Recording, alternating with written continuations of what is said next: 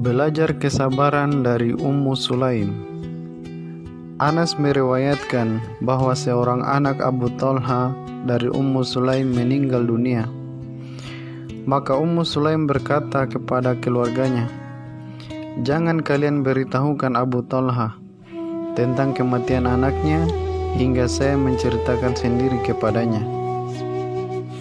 Saat Abu Talha datang, dia menyambutnya dan selanjutnya memberinya makan. Abu Talha pun makan dan minum dengan tenang.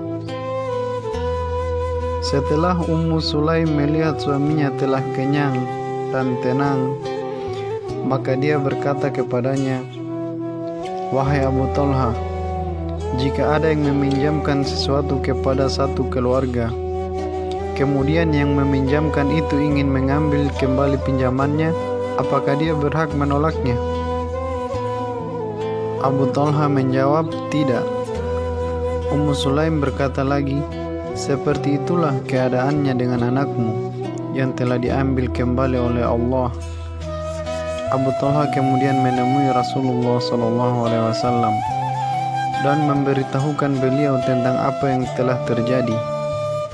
Beliau pun bersabda, "Barakallahu lakuma fi lailatikuma."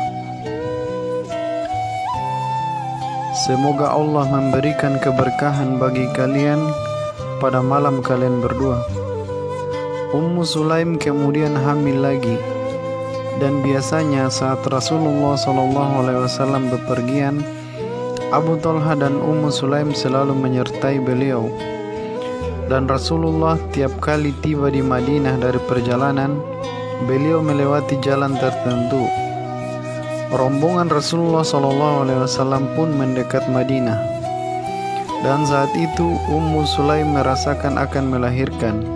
Karena itu Abu Talha harus menemani Ummu Sulaim, sedangkan Nabi SAW melanjutkan perjalanannya ke Madinah. Abu Talha berdoa, "Ya Allah, Engkau Maha tahu bahwa saya sangat senang berjalan bersama Rasulullah SAW, berjalan keluar Madinah bersama beliau dan kembali ke Madinah bersama beliau. Namun saat ini saya tertahan dengan kondisi istriku yang mau melahirkan, sehingga saya tidak bisa turut serta bersama beliau masuk ke Madinah."